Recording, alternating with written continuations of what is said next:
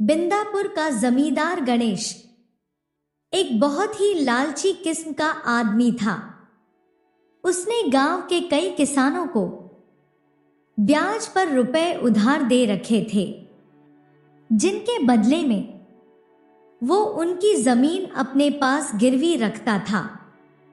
गणेश गांव के लोगों की मजबूरी का फायदा उठाकर बहुत ही ज्यादा ब्याज पर उन्हें पैसे दिया करता था।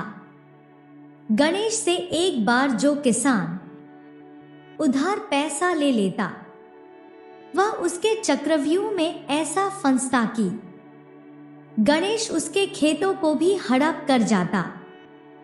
हालांकि गांव के आदमी गणेश की इस बेईमानी से वाकिफ थे, लेकिन फिर भी कई बार मजबूरी के कारण उन्हें गणेश के पास पैसा उधार लेने के लिए आना ही पड़ता था। जमींदार गणेश के घर में उसकी पत्नी और 15 साल का पुत्र भी था। गणेश जितना बेईमान और लालची था, उसके विपरीत उसकी पत्नी उतनी ही दयालु स्वभाव की थी। वह ईश्वर में विश्वास रखने वाली और लोगों की सहायता करने वाली थी। वो अक्सर गणेश जी को समझती कि बेईमानी की कमाई एक ना एक दिन उनका सर्वनाश कर देगी, लेकिन गणेश अपनी पत्नी की बातों को एक कान से सुनता और दूसरे कान से निकाल देता। गांव के कई छोटे बड़े किसानों की जमीनें जमींदार गणेश के पास गिरवी रखी हुई थी। मुसीबत के समय में लिए गए उधार को ब्याज लगा लगाकर पहाड़ जैसा बनने में माहिर थे गणेश। उसके मन में दया धर्म जैसी कोई चीज नहीं थी।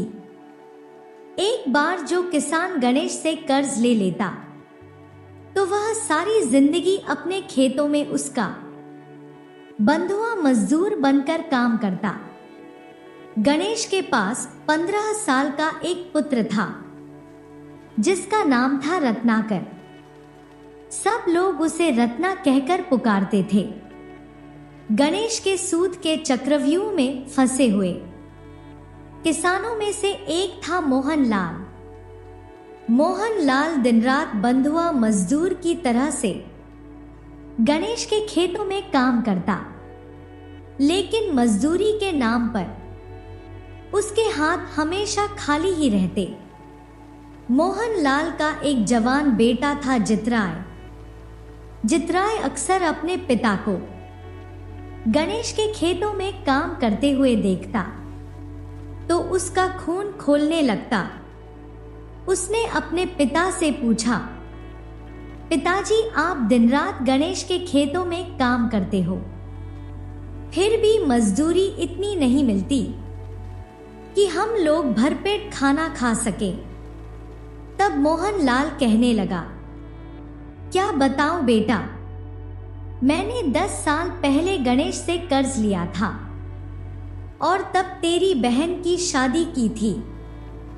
तब से मैं गणेश का कर्ज उतारने की कोशिश कर रहा हूं, परंतु ना जाने गणेश के वही खातों में कैसा जादू है कि इतना पैसा लौटाने के बाद भी बड़ी मुश्किल से ब्याज पूरा हो पाता है, जबकि असल उतना का उतना ही खड़ा है। जितराय कहने लगा, बापू, मुझे तो पक्का यकीन है कि जमींदार के हिसाब किताब में गड़बड़ है। वो हम भोले भाले गांव के किसानों को मूर्ख बना रहा है। बेटा, शायद तुम ठीक कहते हो, लेकिन हम गरीब लोग और कर भी क्या सकते हैं। लगता है हमारी किस्मत में गणेश के खेतों में काम करना ही लिखा है। अगली सुबह मोहनलाल काम पर जाने के लिए उठा, लेकिन वह चारपाई से उठ ना सका। जितराय ने देखा कि उसके पिता की तबीयत ठीक नहीं थी।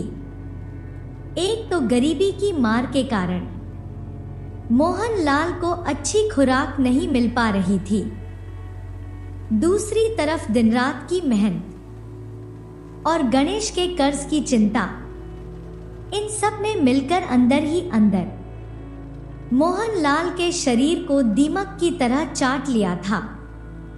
जितराय ने अपने पिता के इलाज के लिए गांव के वैद्य को बुलाया।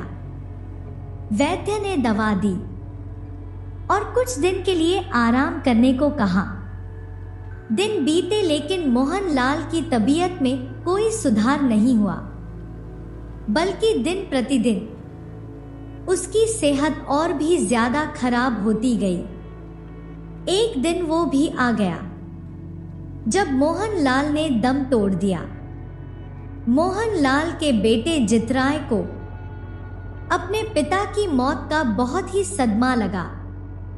वह समझता था कि उसके पिता की मौत के लिए जमींदार गणेश जिम्मेदार है। उसने मन ही मन में यह फैसला कर लिया कि वह अपने पिता की मौत का बदला जमींदार गणेश की हत्या करके लेगा। जितराय के सिर पर अब खून सवार था। जितराय ने जमींदार के घर की निगरानी करना शुरू कर दिया। वो गणेश के घर की हर खबर रखने लगा ताकि जब भी मौका मिले वह गणेश को मौत के घाट उतार सके। एक दिन उसे पता चला कि आज रात गणेश अपने घर पर बिल्कुल अकेला रहेगा। यहां तक कि गणेश की नौकर चाकर भी उसके घर पर नहीं रहेंगे। जितराय एक खंजर लेकर आधी रात के समय गणेश के घर में घुस गया। गणेश के कमरे में घुसते ही उसे खंजर से मौत के घाट उतार दिया। परंतु ये क्या, उसे तो लगा था कि जमींदार घर पर बिल्कुल अकेला है, लेकिन जमींदार के 15 साल के बेटे ने जितराय को जमींदार की हत्या देख लिया था। वो चीखा चिल्लाया, परंतु जितराय बहुत ही तेजी के साथ वहां से भाग निकला। दौड़ता दौड़ता वो रात के घने अंधेरे में कहीं ओझल हो गया। किसी को भी मालूम नहीं पड़ा कि जितराय कहां गया। उस दिन के बाद से किसी ने भी जितराय को उस गांव में नहीं देखा। इधर जमींदार गणेश का 15 साल का बेटा रत्ना अपने पिता की मौत अपनी आंखों से देख चुका था। वो बहुत ही ज्यादा सदमे में था।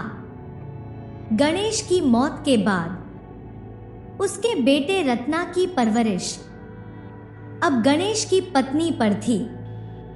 मां ने अपने बेटे का पालन पोषण बहुत ही अच्छी तरह से किया, लेकिन जैसे जैसे रत्ना बड़ा होने लगा उसके मन में अपने पिता की मौत का बदला लेने की भावना और भी ज्यादा प्रबल होने लगी। वह अक्सर अपनी मां से कहता कि मां, जब मैं बड़ा हो जाऊंगा तो अपने पिता के हत्यारे को नहीं छोड़ूंगा। जबकि उसकी मां उसे समझाती कि बेटा, जो हो चुका उसे भूल जाओ। तुम्हारे पिता के साथ जो कुछ भी हुआ वो उनके कर्मों का फल था। परंतु रत्ना पर अपनी मां की बातों का कोई असर नहीं होता और वो तो अपने पिता की हत्यारे के बारे में ही सोचकर अक्सर बेचैन रहने लगा। समय अपनी गति से बीता। रत्ना अब बड़ा हो चुका था।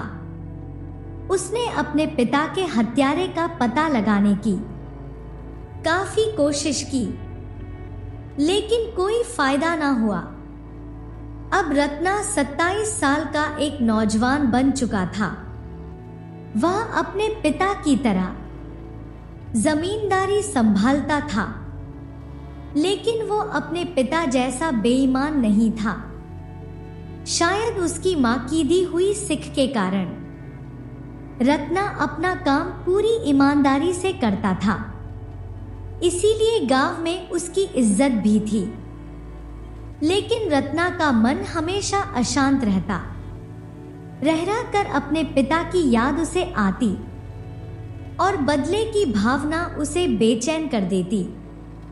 रत्ना का माँ अक्सर उसे समझाता कि बेटा पुरानी बातों को भूल जाओ, पुरानी बातों को याद रखने से कोई लाभ नहीं होगा। रत्ना पर इन बातों का कोई असर नहीं होता। अब क्योंकि रत्ना की माँ एक धार्मिक प्रवृत्ति की औरत थी और वह अपने बेटे की मन की शांति के लिए कई साधु महात्माओं के पास जाती।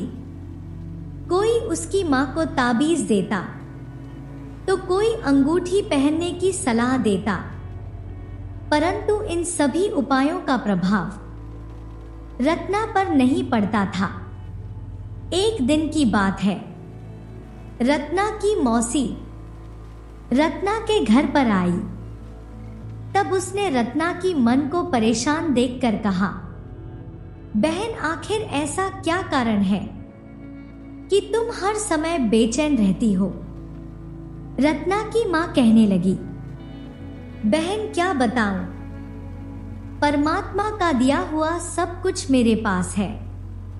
धन है, दौलत है, नौकर चाकर हैं, परंतु मेरी परेशानी का कारण मेरे बेटे की बेचैनी है। वो हमेशा अपने पिता के हत्यारों के बारे में सोचता रहता है और बदले की भावना उसके मन को जलाती रहती है। मैं तो उसे समझा समझा कर थक गई, परंतु उस पर इन सब बातों का कोई असर नहीं होता। अब तुम ही बताओ, आखिर मैं क्या करूं? तब रत्ना की मौसी कहने लगी, बहन मेरी मानो तो अब तुम रत्ना का शादी करवा दो। लड़का अब जवान हो चुका है, उसका शादी हो जाएगा तो वह अपने घर गृहस्थी के कामों में लग जाएगा। उसके बाद उसे इधर उधर की बातें सोचने का समय ही नहीं मिलेगा। घर में बहू आ जाएगी तो तुम्हारे घर का माहौल भी अच्छा हो जाएगा। इसीलिए मैं कहती हूं कि जल्द से जल्द एक अच्छी सी लड़की देखकर रत्ना की शादी करवा दो। बहन बात तो तुम्हारी ठीक है और मुझे ये सही भी लगी, लेकिन मुश्किल तो ये है कि वह शादी के लिए भी तैयार नहीं होता। तब रत्ना की मौसी कहने लगी, बहन इस समस्या का समाधान तो हमारे गांव के बाहर आए हुए वो मुनि महाराज अवश्य कर सकते हैं। मैंने उनके बारे में बहुत सुना है। पिछले 3-4 महीने से वो गांव के बाहर डेरा लगाए हुए हैं। गांव के कई लोग उनके पास अपनी समस्याएं लेकर जाते हैं और मुनि महाराज के आशीर्वाद से उनकी समस्याएं दूर भी हो जाती हैं। मुझे तो लगता है कि तुम्हें भी अपनी परेशानी को लेकर मुनि महाराज के पास जाना चाहिए। वह अवश्य ही इसका कोई ना कोई हल निकाल देंगे।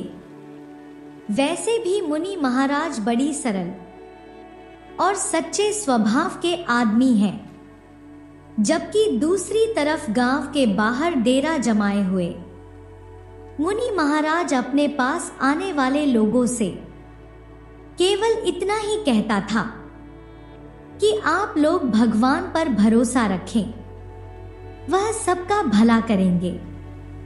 मुनि महाराज कभी भी किसी गांव वाले को झूठा दिलासा नहीं देते थे। धीरे धीरे लोगों की भीड़ बढ़ती ही जा रही थी। मुनि महाराज कभी किसी से कोई भेंट या दान स्वीकार नहीं करते थे। अगर कोई भक्त मुनि महाराज को दान दक्षिणा में कुछ दे भी देता तो मुनि महाराज उन पैसों से गरीब लोगों को भोजन करवा देते और उन्हें वस्त्र बांट देते। अपने पास वो एक फूटी कुड़ी भी नहीं रखते थे। रत्ना की मां के मन में भी अब मुनि से मिलने की इच्छा जाग उठी, परंतु उसे मौका नहीं मिल पा रहा था। मुनि महाराज की सादगी और उसकी सरलता के चर्चे आसपास के गांव में भी खूब फैल गई। दूसरे गांव के लोग दूर दूर से बाबा के दर्शन के लिए आने लगी। इसी बीच एक अजीब सी बीमारी गांव में फैलने लगी। यहां तक कि वैद्य और हकीम भी उस बीमारी का इलाज नहीं कर पा रहे थे। गांव के ही कुछ ढोंगी और पाखंडी लोग जो बाबा की इस बढ़ती हुई ख्याति से ईर्ष्या करते थे, उन्होंने इस मौके का फायदा उठाया और गांव में ये अफवाह फैला दी कि मुनि महाराज अगर 25 दिनों तक उपवास रखेंगे, ना वो अपनी पानी पिएंगे और ना ही कुछ खाएंगे, तो अवश्य ही ये महामारी भगवान की कृपा से दूर हो जाएगी। गांव के कुछ लोग ये प्रार्थना लेकर मुनि महाराज के पास पहुंचे कि वह 25 दिनों तक उपवास करें, तो गांव की परेशानी दूर हो सकती है। मुनि महाराज ने उन्हें समझाने की कोशिश की कि गांव में फैली हुई बीमारी का उनके उपवास रखने से कोई समाधान नहीं होगा, परंतु लोगों को श्रद्धा के आगे मुनि महाराज को उनकी बात माननी पड़ी। उन्होंने मन में सोचा कि अब जो भी होगा देखा जाएगा। बाबा 25 दिनों तक बिना पानी और बिना कुछ खाई उपवास के लिए बैठ गए। इसी बीच लोग भी अपनी समस्याएं लेकर मुनि महाराज के पास आते रहते। रत्ना की मां को भी एक दिन मौका मिला और वह रत्ना के साथ मुनि महाराज के पास पहुंच गई। मुनि के पास पहुंचकर रत्ना ने बाबा को प्रणाम किया। तब रत्ना की मां ने अपनी समस्या मुनि महाराज के सामने रखी कि किस तरह से उनके बेटे का मन हर समय बेचैन रहता है। मुनि ने जब कारण पूछा तो रत्ना ने अपने पिता की हत्या की सारी घटना उन्हें विस्तार से बता दी और ये भी बताया कि वह अपने पिता की हत्यारे से बदला लेना चाहता है। जब तक वह ऐसा नहीं करेगा, उसके मन को चैन नहीं मिलेगा। रत्ना ने आगे कहा, मुनि महाराज, अगर आप सचमुच कोई सिद्ध पुरुष हैं, तो कृपया करके मेरे पिता के हत्यारे के बारे में मुझे बता दीजिए कि वो कौन है और कहां पर रहता है। मुनि ने कहा, ठीक है बेटा, अगर तुम ऐसा चाहते हो तो ऐसा अवश्य होगा। तुम कल मेरे पास आ जाना। कल मेरे उपवास का 19 दिन है। ये सुनकर रत्ना की आंखों में चमक आ गई। इसके बाद रत्ना अपनी मां के साथ वापस अपने घर लौट आया और वह अगली सुबह का इंतजार करने लगा। उस रात रत्ना को नींद नहीं आ रही थी। वह सारी रात बिस्तर पर करवटें बदलते रहा। सोचता रहा कि कल मुनि महाराज अवश्य ही उसके पिता के हत्यारे के बारे में उसे बता देंगे और फिर वह अपना बदला ले सकेगा। दूसरी तरफ मुनि महाराज, जो पहले से ही वृद्धावस्था के कारण कमजोर थे, इस उपवास के कारण उनका शरीर और भी ज्यादा कमजोर हो गया। परंतु गांव वालों के विश्वास को वह तोड़ना नहीं चाहते थे। अगली सुबह रत्ना जल्दी उठकर तैयार हुआ और अपनी मां के साथ मुनि महाराज की कुटिया में पहुंच गया। जब मुनि महाराज के सामने पहुंचा तो मुनि महाराज कहने लगा, आओ बेटा, मैं तुम्हारा ही इंतजार कर रहा था। तुम अगर चाहो तो इसी क्षण, इसी समय अपना बदला पूरा कर सकते हो और अपना दुख मिटा सकते हो। ये कहते हुए मुनि महाराज ने एक तलवार रत्ना के हाथों में थमा दी। रत्ना अबाक रह गया और मुनि को एक टक देखने लगा। फिर कहने लगा, मैं कुछ समझा नहीं ऋषिवर। तब कुछ क्षण तक चुप रहने के बाद ऋषिवर कहने लगे, रत्ना, मैं ही तुम्हारे पिता का हत्यारा हूं। मैं ही गणेश की हत्या की थी। मैं ही वो मोहनलाल हूं। अब तुम चाहो तो मुझे मार डालो। ये सुनकर रत्ना को खून खौलने लगा।